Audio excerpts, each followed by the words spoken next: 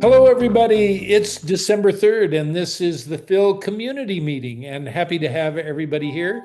Some folks that we've known for quite a while, and others who are newer to the community. But we want to welcome you and tell you how excited we are to have you here joining us in the conversation. And we want this to very much be a conversation. Even those of you who are listening to the recording, please look at this as an invitation to contact any of us for more information if you want some other sort of dialogue going forward. So, Lulu, I just wanted to give you a shout out too about how much I appreciated your comments earlier today in an email, or yesterday, perhaps it was, and for the work that you're doing there in Colorado to make sure that Phil becomes a viable offering for learners in Colorado. So, thank you for that. And Michelle, if you don't mind, can I kind of turn it over to you to guide the conversation along today in the community here? Sure. Yeah. Well, that's just what I like to hear. Okay, Sure. let's see here. I was going to see if I could just share this. So we just before this meeting, we have our regular Necessful Neural meeting that is on this time of Wednesdays at 3 o'clock, right before this meeting. And so one of the things that came up, actually, Tom was bringing up the desire potentially to have a like a website or a repository and a place to put all the good Phil stuff that we want to be able to share with people. And so we just want you to know that that's kind of on our mind. And at the moment, our compromise this fall was we'll do this Google Doc where we can at least link in relevant things that we want to share with you. And so there's one place to go to get that stuff that's relevant to the community. So here was our registration here. As you know, we've been posting things from the past Phil meetings. And so one of the things we did last time in November was look at a draft of the Phil guiding principles. That's still a bit in work and so on. And then we were so excited, of course, to be at ACTFL, and there was a wonderful presentation that Ryan Allen, who is a recipient of an ACTFL award as well, did with Tom on Saturday at the convention, Phil, the Future Theory in Action. And so there's a link here to his Google Slides, which I should add that since we got back from the conference, he beautified them.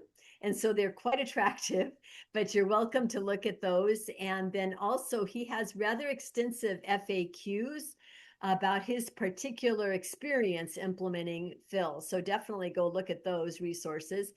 And then we also have a copy of the slides that Claudine Clark from Wisconsin showed at it was like a poster set. Well, anyway, it was a round table, I guess it is downstairs in the exhibit hall, facilitated language study. That's the model or the actual program that they have in Wisconsin that definitely inspired us greatly to propose the Phil approach.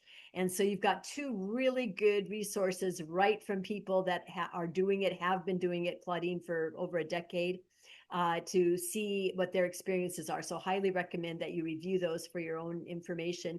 And again, the FAQs from Ryan also are extremely helpful. And one of the other things I did was a little section here kind of getting started. So we always think that our two original briefs with the Center for Applied Linguistics, CAL, are pretty good introductions because for one thing, you can kind of get a sense of how we were evolving from 2022 to 2024. And then I also am focused in my Substack on kind of the story of Phil, how Phil began, taking Phil national, language learning in the age of AI, and things like that. So that Phil Substack that I have is, really focused on who's doing what directly with Phil. Tom has a wonderful Substack as well, and you can find the links to get to our Substacks down here. That's a current project. I'll tell you about that. Here's again links to these CAL resources and the Accessible's Phil page, and then our Substacks here. Tom has amazing, innovative, break the iconoclastic ideas. And so we feel that together you're kind of getting the meat and potatoes from me about what's actually happening, and you're getting more of the aspirational possibilities and Tom's Substack. But he does write a lot about specifics of Phil implementations. And the only other thing I added here was a section on some projects. And so one of the things that came up in our conversations at the NASSFL and NASSFL, National Association of District Supervisors for Languages meeting, this is all just preceded the ACTFL convention, was kind of some project planning, thinking ahead of what you're going to do. And they used this idea of destination, milestone, and footsteps.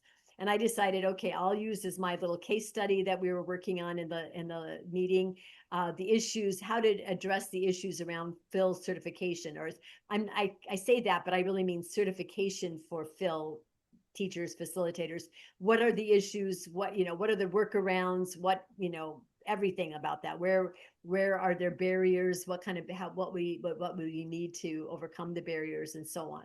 So anyway, that's kind of a picture of what's in there at the moment.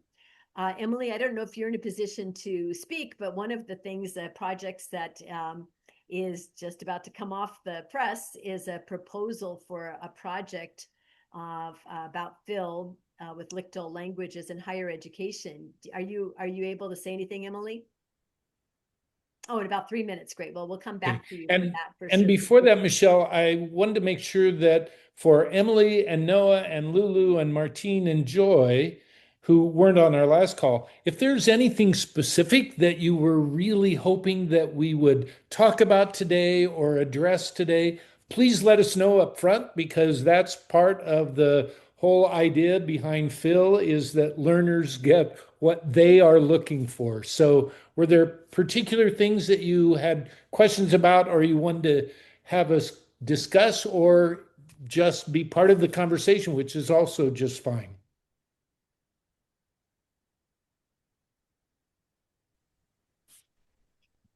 I didn't have any particular thing. I just wanted to see what was happening next. It's just always so much fun and interesting to be with you all. Well, we sure appreciate your presence, Joy. And Tom was just waxing about at the last meeting about how important your work in promoting heritage languages, but not just in heritage languages and kind of the abstract, but the community-based heritage language schools and indigenous languages as well. So that work has been so important, and thank you. And one of the articles actually we shared at our last meeting was the one about kind of what were takeaways from the 2025 ACTFL. I don't know if any of you saw that, was in LinkedIn. No. Maria, I can't think of her name right now. Maria Carrera? No, she wasn't there. No. But one of the things it talked about is that heritage languages are no longer at the margin. They are present. They are part of the conversation. And Joy knows so well, 15 years ago, we couldn't have said that. It's like that was part of the problem, is that you couldn't get heritage languages really into the discussion much at a big conference like ACTFL, because, it was for the major big languages and so on. So that's really exciting. Yeah, well, thank you, but not always. There's just something coming up that's talking about the importance of the native. I'm not going to say what it is because I don't want to blame the person who's a good friend, but working together as educators, K through 12, public and charter schools, universities, and one other entity. And I wrote and I said, wait, what about, I always have to write and say, do you remember community-based schools? Even NADS, even the advocacy group, JNCL Nicholas, when they started talking about building a multilingual society in the United States, and I watched their webinar on it, and afterwards I called Amanda. I texted Amanda Seawald and I said, wait a minute, community-based heritage language schools are part of this. They were never mentioned. But then they had a webinar only on community-based heritage language schools. But the thing is, there are just some things, that you just have to keep going until everybody's experienced that. Just like Phil. It's just like Phil, right? You start and then you keep going and you keep going and building. Yeah. So Yeah. thank you, Michelle. I guess for me, the main thing is thank you for the resources, because implementation is really Mm, very outlined in all of the resources that you have been providing. But I mm, guess more lessons learned since your implementation. What are some possible landmines that we should avoid that you've learned in implementing Phil?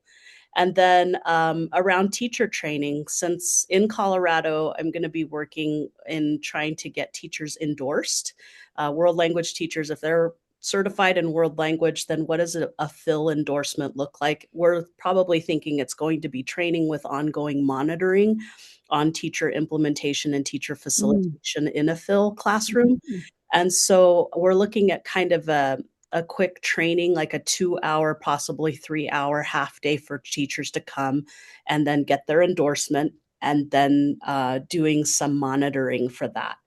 And then my last piece is the actual classroom. I would love to visit a Phil classroom, even if it's virtual, just so I can, because just the wrapping my head around what it looks like is so fascinating to me, and I can't wait to see it and implement it here.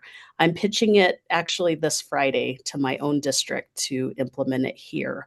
And I am hoping that I can also be an instructor of at least one of the Phil classrooms. So I'm excited for that. So I may be stepping back into a classroom for a section.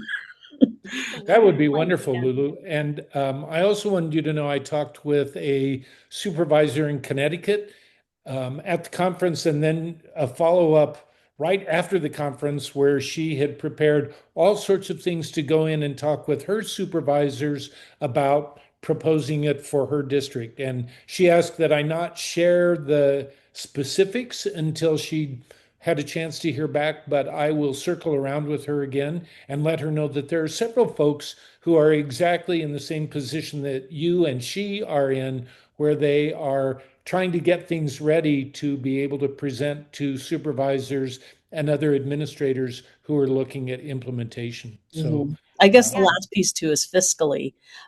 We do have a lot of AI platforms already in place as a district, so I don't think it's going to cost us anything. But are there other costs that I need to consider in implementation? That was my last piece. yeah. yeah. One cost that is worth mentioning. This came up even just in the drafting of the grant that Emily's submitting for Phil in higher ed, is that if you are going to specifically connect students up with, say, community-based people who can be language partners and serve in that kind of role, or they might be called tutors, but not tutor in the sense of being a miniature teacher, then that might be something you want to have funding for. So at the University of Washington Phil implementation, which I'm going to be inviting Russ Hugo to come and speak to this group about in early January, they were able to get some funding through their Title VI centers to help be able to fund something, so that approximately an hour or two a week, the students could have access to somebody who was a native speaker or a proficient speaker of the language. In some cases, you can't do that because it's really such a indigenous language or something that you don't have anybody available. And so you're going to look at other options and so on. But that's one thing to keep in mind. You want to, if possible, you want to connect with people from your community and so on as well. So it's good to think about having a little something or other that can help that.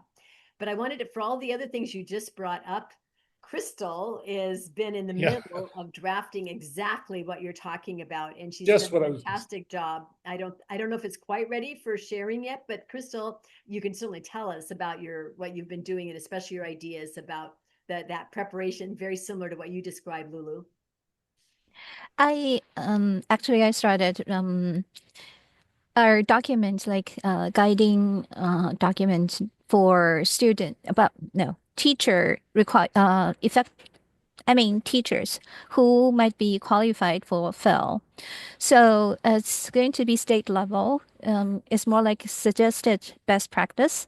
So we actually go into details about what kind of training teachers might need, and also what kind of community support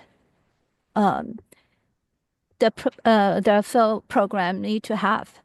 And also we talked about, in the document, we also talk about potential challenges as well. So I'm still in discussion. I'm still trying to finish up, but what I proposed was that Phil can be used for not only facilitate language learning in, I mean, learning like different languages in one classroom, but also with different focus as well, like career focus, and also to revive indigenous languages that has, a lot of challenges, right? So my supervisor are my supervisors, both of them are very interested in it. So what we are trying to do right now is we want to have a conversation with certification office to see whether we need a different certification or we want to have some like add-on requirement for world language teachers so that they can facilitate like a FEL program. The problem is, world language teachers have everything, but they do not have their their facilitation training piece. Yeah. I'm still working on it. And after I have the conversation with my supervisor, I will share the next steps. But now I cannot share more. Thank you. Sure, understand. Yes, Can I Joy? just say one little quick thing? And the thing is that the facilitation is so much different from standard teaching that I think you need to, watch somebody do it, like Lulu said. Well, read about it maybe first, watch somebody do it, try it out, and have them there with you, being your partner, because it's really different from what we're used to. It's not just learning how to teach vocabulary or learning how to teach reading that's interesting. It's so different. I've been thinking about trying to offer some suggestions on paper that folks could look at about how to kind of take a trial run at Phil, for instance, by doing it on Fridays in your class, where students are setting their own goals, deciding how that, for that week or even for a day's unit or a small lesson, and then really giving some guided help on how to begin to facilitate rather than control instruction, how to facilitate individuals learning on their own with their own resources, etc. So I think it's good because there are many people who wouldn't want to just jump in with both feet all of a sudden, like Lulu is getting ready to do, and say, "Yeah, I'll do this." But others who may want to say, "You know what? Let me just try this once a week with my French class that I'm already teaching or something." So I'll work on that. We're looking at implementation in the fall so that we have all the spring, even summer to just jumpstart and then be ready for the upcoming school year. That way we can get it on registration too, because Right. registration windows are coming up in Yeah, this time too. we're in a very critical period for that right Yeah. now. And if you have suggestions about what we can do as folks face those registration and scheduling deadlines, let us know. Yeah. And Michelle, did you want me to go ahead and share some of that video? Sure. So, yeah, so Tom just shared this with us in the Necessable Neural group, and we decided that we'd all make a point of going to watch it. It's very short, about 7 minutes before he makes it public. But I think, a great place to start to just see what you think of as it's sort of intended to be an overview of Phil, and you can give them more background on where you got the material for it. Sure, I'll go ahead and see if I can get it Possible? to start. Or do you have the link there and you can share it from I your? do actually. Maybe I can share. Let me just see. Actually, yeah, I should be able to share. If not, I think I Yeah, can I do. can share it. I think. Let me Okay. see. I'll just put it in my.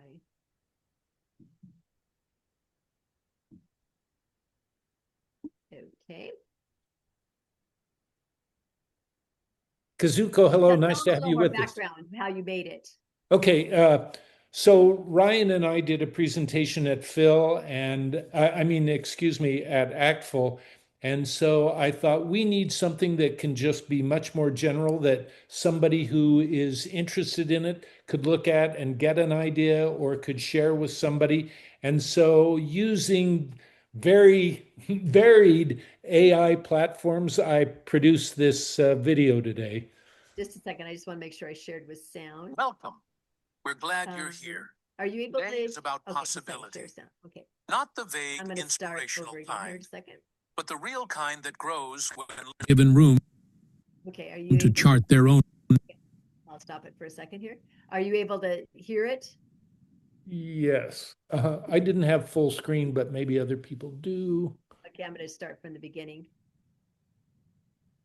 Welcome. We're glad you're here. Today is Let's see. I think I better make large screen. Let's see if I can do that. I'll make you guys small. about possibility. Not the vague, inspirational kind, but the real kind that grows when learners are given room to chart their own paths. Across the country, schools are wrestling with schedules, staffing shortages, and increasingly diverse language needs. Phil, facilitated interdependent language learning, grew out of that reality, and the story we want to share begins right there. For a long time, classrooms were shaped around a system built for efficiency. Rows, bells, pacing guides. A model that moved groups of students at the same speed, whether they needed it or not. It worked for sorting. It has never worked well for learning. But something shifts when you begin from a completely different starting point. It begins with a single choice. Imagine a room where learners choose the language they want to pursue, not the one the schedule assigned. When a learner makes a meaningful choice, everything afterward becomes more personal, more intentional, because it starts with something they truly want. To support that kind of growth, you don't need a scripted curriculum. You need a trellis. Can-do statements act like that trellis. They provide structure without dictating every move. They help learners see where they are and where they can go next. They support growth that is already unfolding. That support makes a different classroom possible. A classroom where one teacher can guide many languages. A classroom grounded in pathways instead of lockstep lessons. A classroom where the teacher becomes a learning architect, not a broadcaster. But when people first hear this, a familiar fear surfaces. They imagine chaos, a room dissolving into noise and disorder. This is the image people fear. But this isn't Phil. Phil is not 10 preps. It's not chaos. And it's not packets or headsets where everyone works alone. To understand what Phil looks like, step into a real classroom. In Delaware, one Spanish teacher works with 23 learners studying 10 different languages, and the teacher isn't teaching those languages directly. Instead, learners are setting goals, tracking progress, working interdependently, and using tools thoughtfully. It's not isolation, it's interdependence. See, learners support each other. They share resources. They check each other's work. The classroom culture invites collaboration because everyone is moving, but not in the same way and not on the same timeline. And when the teacher isn't delivering 10 lessons, they're free to design the environment, coach learners, and intervene at exactly the right moments. They become the architect of the learning space. That shift from instructor to architect changes everything. And it shows up in results. In that Delaware class, nearly half the learners met the state's 2-year language requirement on the STAMP test in one semester in a block schedule. These weren't hand-picked students. They were simply given the chance to pursue the language they wanted, with support that honored their agency. Different districts face very different challenges. Some can't find teachers in the languages their communities need. Some can't sustain upper-level courses. Some have students exiting a DLI program with no good options for continuing. Some want to support heritage learners but don't know how to structure it. Phil gives each district a different lever to solve its own problems without building entirely new programs. That flexibility extends to individual learners. In traditional models, switching languages is almost impossible mid-year. In Phil, a learner doesn't need a new section. They simply redirect their goals and continue learning. Even with that flexibility, the week has a predictable rhythm. Learners set goals on Monday, work toward them through the week, and reflect on Friday. The structure supports independence instead of restricting it. Goal setting becomes the center of the week. Learners choose goals-based can-do statements, track progress, and decide what they want to be able to do next. This kind of personalized planning used to be hard for teachers to manage, until AI became a stable support.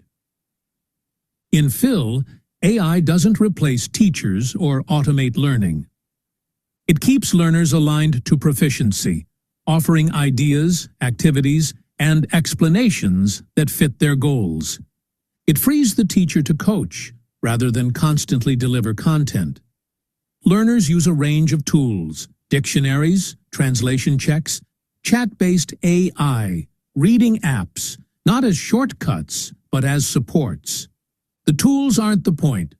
The learning is the point.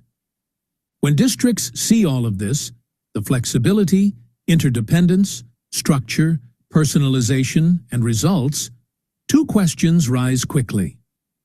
Where could this work here? And what challenges could this help us solve?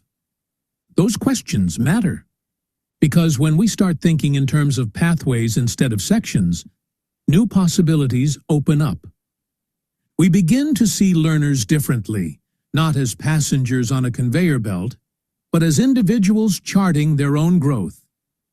Learning isn't a line to follow. It's a path to chart. Each learner brings unique roots, their interests, heritage, strengths, and stories. Phil supports that growth with structure, transparency, and respect for the individual. If you want more information, examples, charts, rubrics, schedules, and information about connecting with our growing Phil community, scan the QR code here. It will take you to a deeper, richer layer of resources you can explore at your own pace.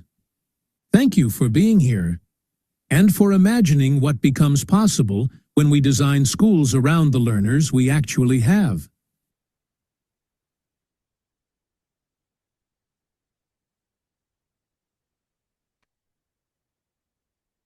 Well, we didn't get to see the whole thing at the last meeting. That was quite something, Tom.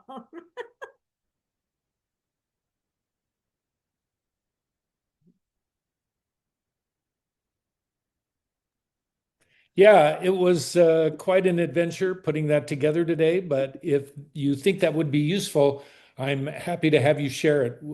Maybe Michelle, you can put the link to that in the chat. I'll just wait until like 24 hours so the Yeah. neural people can have a chance. I didn't hear myself anything that concerned me. It was I think it captured definitely the spirit of what we've been talking about. Many of the words that we've said obviously are brought in, and images are supportive of what we're talking about. I think to me it looks really useful. Anybody else have thoughts? The other thing I would add is that it takes care of the scheduling nightmare that high schools have to face when we have upper level classes, or that one random kid that just has to take AP Chinese, that they could fill into the Phil classroom will take care of those needs of scheduling. Yeah, I need to add that in.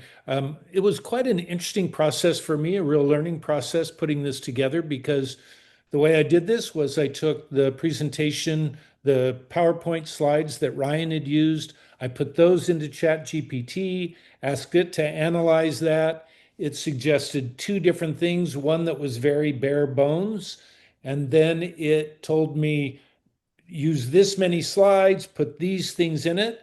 Then I took that over to Gemini and had it generate the images for each of the slides that Chat had done. And then I went back to ChatGPT, gave it all of the slides with the speaker notes that it had added a few things, had it prepare the script. So it wrote out the complete script. Then I took that to 11 Labs and chose a voice for it. And then I put all of that into Movavi, a video editor that I use, and took all the slides and the voice and did my best to match them together in a way that made sense. But and then threw it all on YouTube. But it was quite a learning process for me, back and forth working iteratively between those different AI companions. So So that link is somewhere for a YouTube link that we could access, because that is the video is perfect for a Yeah, 101. I'll share it out to everybody on our list tomorrow. We're just gonna give the 24 hours for people to preview it from the neural network, but it looks great to me, so. yeah. But Crystal, I mean, Lulu, that concept that you just mentioned is perhaps one that before we put it out publicly, I should try and go back and add in. I think I have an idea about how I could add that into what's already there. And You I know, know you could, exactly. but it may be more helpful to make some short snippets that deal with that, you know, like things you can address, because it talks about things you can address, your challenges. So what are challenges? Scheduling, and then just a slide or two really short that gets right to the point on that. Because if you make it 7 minutes is pretty long, I wouldn't want to make it much longer. Right. Because Is every this a- scheduler will know the word singleton or doubleton. What do you do with that singleton or that doubleton? The Phil classroom does take care of that need. It's Yeah. pretty neat. Very well done. Good job. Was if my hair wasn't gray before and white, it certainly was after today. That's quite an adventure. Emily, are you able to say anything about the grant proposal that you're working on? Oh, I think she indicated that she wasn't going to be able to. Oh, Actually, okay, you caught me at the absolute perfect time. Because I'm about Okay. to head out the door to my daughter needs to be picked up earlier than we thought, but I'm still at home. So anyway, yeah, so we are putting together a proposal for the Spencer Foundation. It's one of their small research grants to see if we can get some money to look at Phil and higher education. As Michelle mentioned, the University of Washington is currently doing a pilot, which is so far, I think, the only one that we know of in higher education. So if other people are doing that already, let us know, because we'd love to include you. And then trying to get some money for proficiency testing for the pilot, both at Michigan State University as well as continuing on at the University of Washington. And yeah, so that's going to get submitted within the next a little bit more than a week. And those are super competitive, so we're going to cross our fingers, but at least it was a really fun experience in getting that proposal together and kind of being able to drill down, like, what are the research needs, what are our goals, and what do we see as the future of Phil and higher ed. So yeah. thank you so much.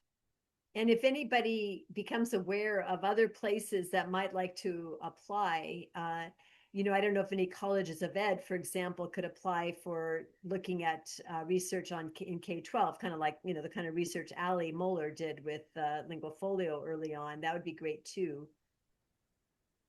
And it's great to have that companion piece in higher ed now with that Emily and Russ are working on. And then we also had some questions at the conference about working with much younger learners. And that's certainly not my area of expertise, but my colleagues have assured me that, yeah, actually, there are probably ways to implement something like this at the elementary level. So when I think of the span going from early elementary all the way through higher ed, it's just very, very exciting to me. Great. And the other thing we talked about today was the hope that people will start doing presentations about Phil at regional conferences and state conferences. So I together with Harinder Khalsa from the University of Oregon applied to or submitted a proposal which was accepted for the Pacific Northwest Council for Languages, PNCFL, in April, I believe it is, in Portland. So that one's we'll be presenting kind of jointly on the higher ed independent language study program that they have, but where she has taken on a role that's very much like a Phil facilitator. And I will talk about Phil. So again, we're trying to just get people to think, hey, what's already out there that maybe might want to be tweaked a little bit based on what we've learned, but you've already kind of got the foundation to do something with it. So anybody interested in doing that, I'm sure we'd be happy to join you or help you or support in any, joint presentations or anything like that, if anybody has anything like that. And Ryan Allen, who is the Phil teacher in Delaware that we often refer to, will be doing a session at the Northeast Conference because he was selected as the Delaware Teacher of the Year, Language Teacher of the Year. So that guaranteed him a spot at the Northeast Conference, and he'll be able to talk about Phil then. So we're excited about that upcoming presentation as well. What other questions or comments or concerns, anything like that, that anybody else in the community might have right now?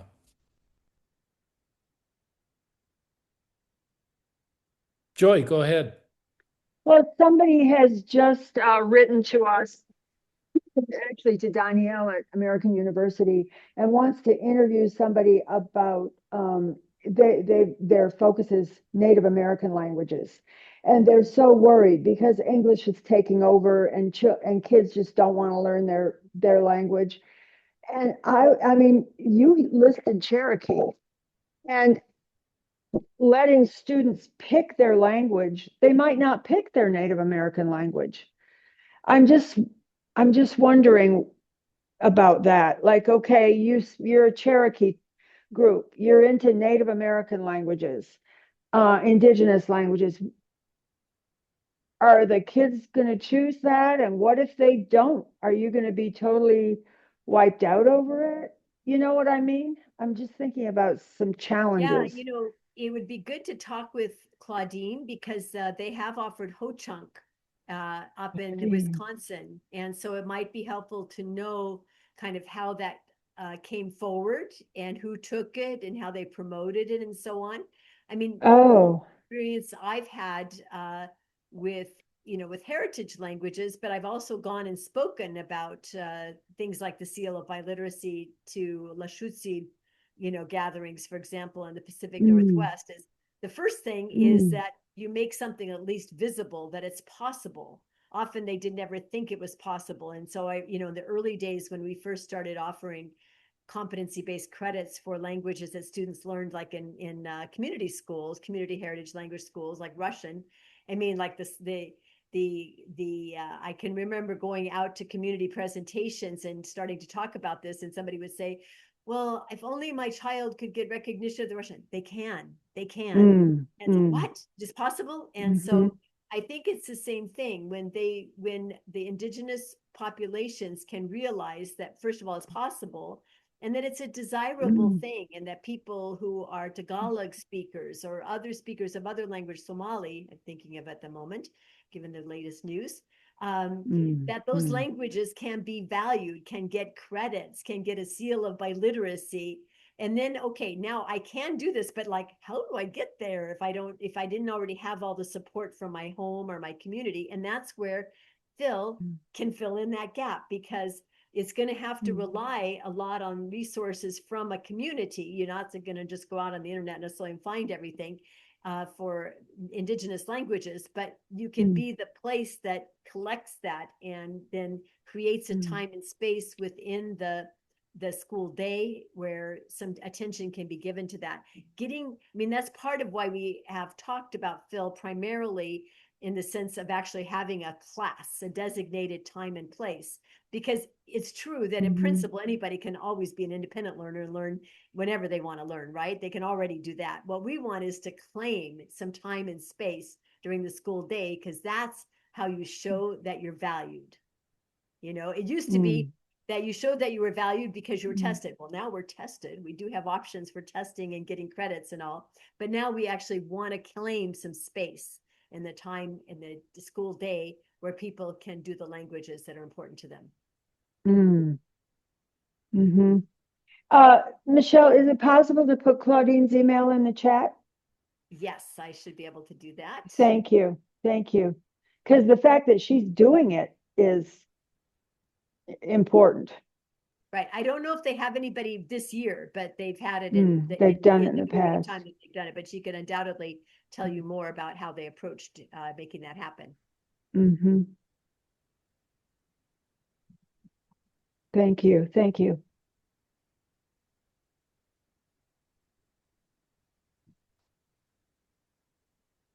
Other So, issues, questions, concerns? What, Michelle?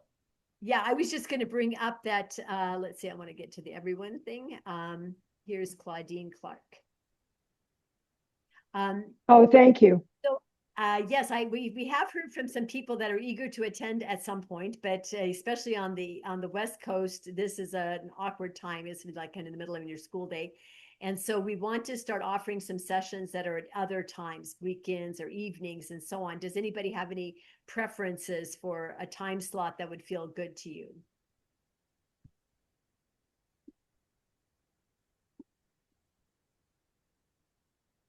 Well, my West Coast friends tell me, like after 8, they don't want us to do any 8 webinars East Coast, before so like after 5 o'clock. 8 East Coast after 5 Yeah. o'clock, because they go, no, I'm busy, I'm working. Yeah, yeah. Yeah, definitely do some of those. So Tom and I will probably negotiate some times like that we could start in January. I don't know if we haven't scheduled anything for the rest of this month, but obviously if anything comes up, contact us. We can spur of the moment add a session in December. But we also want to be respectful of people's time. But we will continue to communicate with you and build the community out. I do encourage you to please subscribe to our 2 Substacks and to share them and restack them and everything, what everyone does with that stuff, and encourage other people to join as well, because it's one of the ways. It's a place where we can build some visibility, for languages in general. Not even though we're talking, in particular, I'm talking about Phil. Tom has a broader mission around education in general. But it's a way to get greater visibility for the kinds of work and thinking we're doing. So appreciate any getting the word out on that. Yeah, well, I tell people a lot, but I do think it would be good to vary the times a bit and see how that works. Good Yeah. idea. Yeah. That's a good idea, Joy. We'll definitely work on that. Do you have anybody from California here besides yourself, Michelle? I don't know if anybody's from California Or here from now. West is Coast everybody from the Duarte East Coast? usually comes, but he didn't come today. But Duarte, right. Yeah, I mean, sometimes he's in the Azores, but So one of the things that is a bigger picture thing that we want to work on is this idea of kind of a repository where we can put stuff that people can find and then use and reuse and whatnot. We talked about it at the last meeting a little bit. And, Tom has some ideas about that. But if anybody has any thoughts, let us know.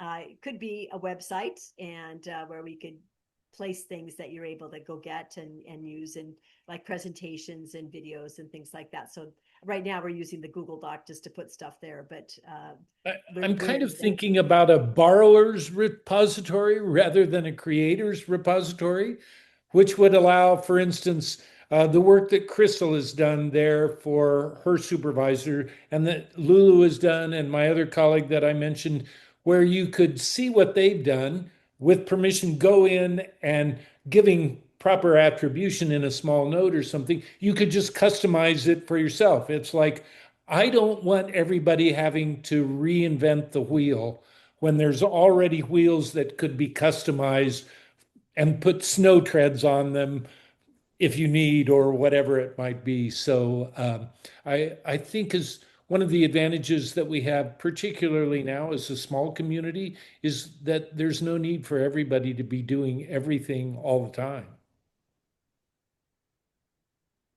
The other thing we want to start keeping track of is what languages people have hosted in a Phil setting. So then we start to get, again, ideas of, for example, Ryan has had a lot of interest actually in ASL.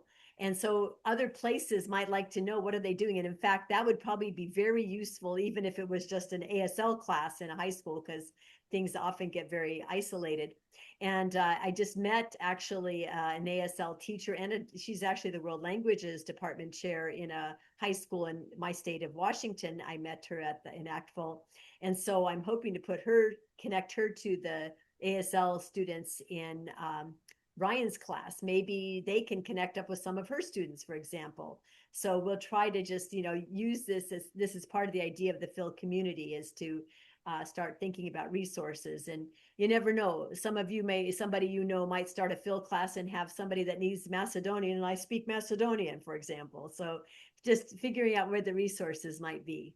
And I did make sure that one of the slides had kids using ASL in it, in that introductory video. And I also had a contact this week from somebody interested who is in Iceland and wanted to use Phil for Icelandic. So I made sure that there was an Icelandic placard in one of them as well. So a lot of fun. Yeah, it is. And you know what I think would be interesting to know is what languages are in the class and how many students.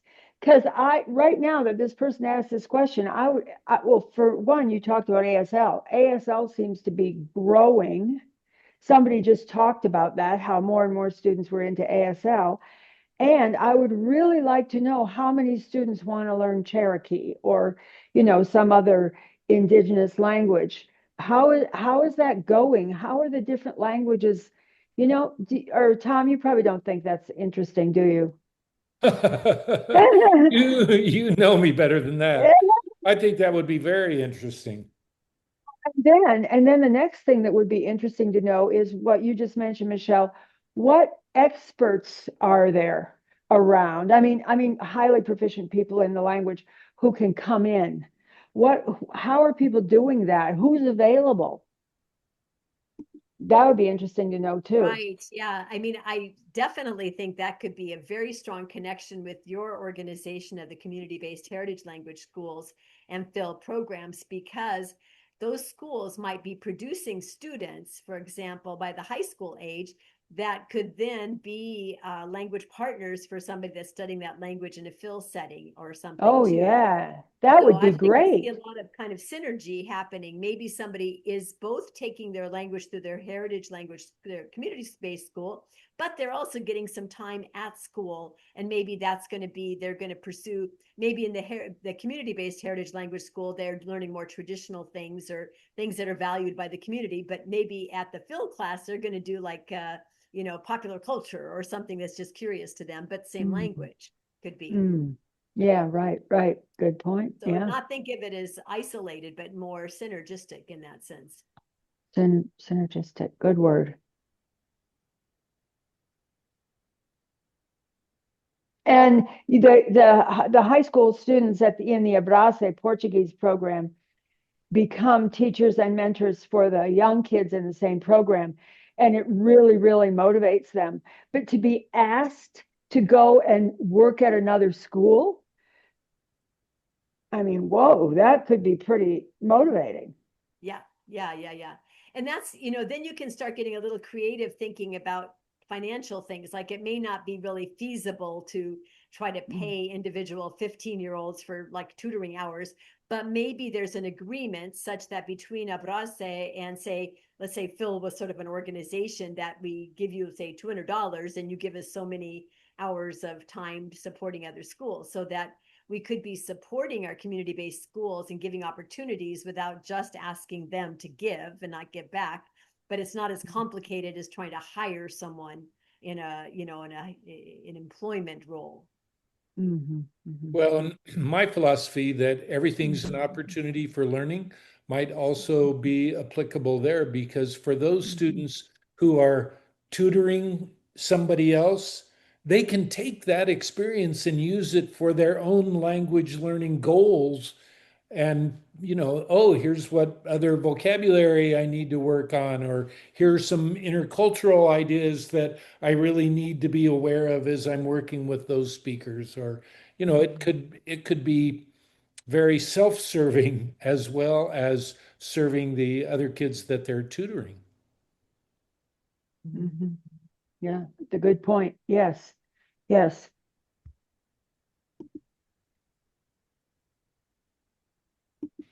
Well, Tom, I think it's been great to see everybody. We don't have to just keep everybody to the last minute. We just want to keep connecting with the Phil community, and we wanted to share the updates from the ACTFL conference. It was really, really a wonderful time to see Phil get such attention, and to see our wonderful Ryan Allen is really become a hero to us. And thank you so much, and thank you. Not just that he described what he does in class exactly, or what the students are doing and everything, but there was such joy, well, Joy Payton, okay, joy when he talked about what it was like to be teaching that. I can see you, Lulu, doing that. And I know you're going to have some German students, right? We were in Germany together, so we got that in common too. Anyway, thanks again, everybody, for coming, and we'll set a date and let you know as soon as we've got one. Thank you so much. Thank you. Thanks, everybody. The video was really great, Tom.